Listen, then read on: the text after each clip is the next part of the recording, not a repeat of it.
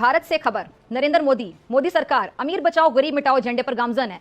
बुरा को नाकाबिले यकीन मुराद देकर मोदी सरकार जाती मुफादात हासिल करने की तगोदो में मसरूफ है। और मोदी मेरे ख्याल से एक शातिर इंसान है, इसमें किसी को शक नहीं होना चाहिए। भारत के जो मीडिया को नरेंद्र मोदी का गोदी मीडिया कहा जाता है, और चलाएं जरा भारत का मीडिया नरेंद्र मोदी के खिलाफ खबर। ना जी, अगले दिन चैनल को ताला लग जाएगा, नहीं चला सकते। मोदी का मीडिया है, ये गोदी मीडिया है, और मीडिया मोदी सरकार के हाथों बकायदा कठपुतली बना हुआ है। जैसे मोदी सरकार इसको चलाती है वो चलता रहता है, क्योंकि पूरे चुंगल में है, पूरा कंट्रोल है मोदी सरकार का। और गैर मुनसिफाना निजाम को एक्सपोज करने से इनका मीडिया 200% कासिर है, नहीं कर सकता एक्सपोज। मोदी साहब क्या ऐसे आएंगे आप इक़्तिदार में? सारे निजाम को यरगमाल आप बनाए बैठे हैं, पूरे निजाम को अपने यरगमाल बना लिया है। इस वक्त अगर जो सूरत हाल है सामने, तो आप ऐसे इक़्तिदार में आएंगे? होश के नाखून लें, सारे निजाम को यरगमाल बनाए बैठने से कुछ नहीं होगा। सियासत इबादत का नाम है, लेकिन इक़्तिदार की हवस देख लें कि उसमें इतना भूखा हो चुका है नरेंद्र मोदी कि कातिल बन चुका है।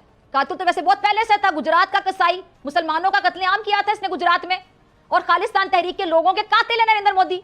और हमारे मुल्क में अब तो पूरी दुनिया ये मानने पर आ गई है कि दहशतगर्द रियासत ये बनता जा रहा है भारत। वो वक्त दूर नहीं है कि जब इनको दहशतगर्द रियासत बकायदा डिक्लेयर कर दिया जाएगा। मुझे कोई ऐसा एक इक़दाम बता दें जिसमें नरेंद्र मोदी की मुनाफकत अया ना हुई हो, जिसमें इसका तासुब अया ना हुआ हो।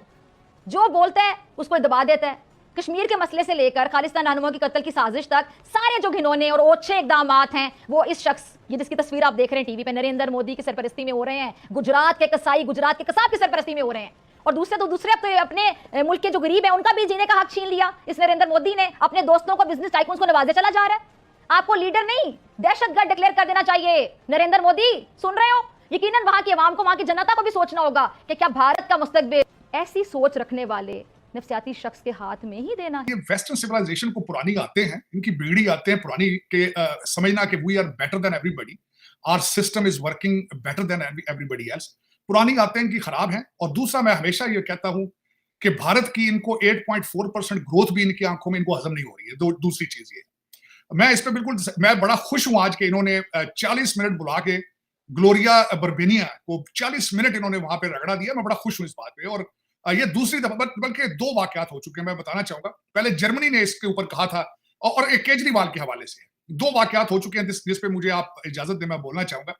एक तो इन्होंने जर्मनी ने केजरीवाल के ऊपर भी 1 हफ्ता पहले कहा था, उनको भी डिमार्च किया गया है। उन्होंने कहा था कि हमारी ख्वाहिश है कि जुडिशियल सिस्टम वहां काम करे, हम वी आर वाचिंग इट, और सारा कुछ। भाई, how dare you tell that? और केजरी साहब के पास बेहतरीन वकील है, उनको हासिल है, जुडिशियल प्रोसेस अपना टाइम ले रहा है। और अगर वो करप्शन में इन्वॉल्व है, this is their internal matter, who you are to begin with to poke things. और उसके बाद आज फिर जिस तरह अमेरिका बहादुर समझता है कि we are superior than everybody, we are the only democratic country, और ट्रू डेमोक्रेसी और फ्रीडम और पता नहीं क्या क्या। मेरा मकसद है, गिनने को कर जाते हैं अपने हालात में। इस कंट्री में बैठा हूं 35 साल से, मैं पॉलिटिकल साइंस का स्टूडेंट हूं। ना यहाँ जमहूरियत है, ना फ्रीडम है, ना प्रेस है, यहाँ पे कुछ भी नहीं है। मुझसे पूछे, मैं किताब लिख देता हूँ इस चीज पे। और चीमा साहब, मैं बड़ा खुश हूं कि इनको स्टेटमेंट देनी। इन्होंने आज से हफ्ता पहले, वो मैथ्यू मिलर और ये व्हाइट हाउस की ब्रीफिंग होती है ना, इसमें कोई जवाब नहीं देते वो, बिल्कुल। मैं बड़ा ऑब्जर्व करता हूं इनको, हर चीज पॉलिटिकल करेक्टनेस के हवाले से जवाब देना, ये और वो। किरबी साहब एक टोपी ड्रामा है, इधर से उधर सबसे। लेकिन उन्होंने इनके सिटीजन एक्ट के ऊपर पहले पिछले हफ्ते उन्होंने एतराज किया था, जिसको इंटरनली ही किसी तरीके से जवाब दिया, फिर then he went to the back foot. अब इन्होंने केजरीवाल के हवाले से फिर किया है, जिसपे मैं बहुत खुश हूं कि इन्होंने आप भारत की इंटरनल अफेयर मिनिस्ट्री ने इसको बुला के 40 मिनट उसको जवाब दिया है। और खासकर जो मेरी इंफॉर्मेशन के हिसाब से 3 आगे से इन्होंने जवाब देने में 3 पॉइंट रखे गए कि आपके अंदर, मुल्क के अंदर अबॉर्शन के हालात क्या है। दूसरा, कहा गया है कि बच्चे बॉर्डर पे लाके आपने केजेस में रखे हैं। और तीसरा, डोनाल्ड ट्रंप साहब के साथ आप क्या कर रहे हैं। इससे पहले तो हुआ ये है कि वो कहते हैं ना कि दश्त तो दश्त, दरिया भी ना छोड़े हमने, बहिरा जुल्मात में दौड़ा दिए घोड़े हमने। तो इंडिया वालों ने बहिरा जुल्मात में घोड़े दौड़ा दिए। उन्होंने ना दश्त देखा है, ना दरिया देखा है। भाई, वो किसी को नहीं देखते और किसी की नहीं सुनते, वो सिर्फ अपने आप को देखते हैं और अपने आप की सुनते हैं। वो जो सलमान खान ने कहा था ना कि मैं जब कुछ करने पर आ जाऊं तो फिर मैं अपनी भी नहीं सुनता, तो वो लगता है कि उन्होंने भारतीय हुकूमत से ये वाला डायलॉग लिया है। इसकी वजह ये है कि हुआ ये है कि अब इंडिया ने यूएस के एनवॉय को समन किया, बुला लिया उन्होंने, और उन्होंने ग्लोरिया साहिबा को बुलाकर जो है ना, वो 2-2 हाथ कर डाले हैं इंडिया ने। उन्होंने नहीं देखा कि भाई दुनिया की सुपर पावर है, भाई ये क्या करें, एक खातून एनवॉय हैं और वगैरह वगैरह। नहीं, उन्होंने कहा कि आपकी हिम्मत कैसी हुई कि आप हमारे इंटरनल मैटर्स में जो है वो मदाखलत करें।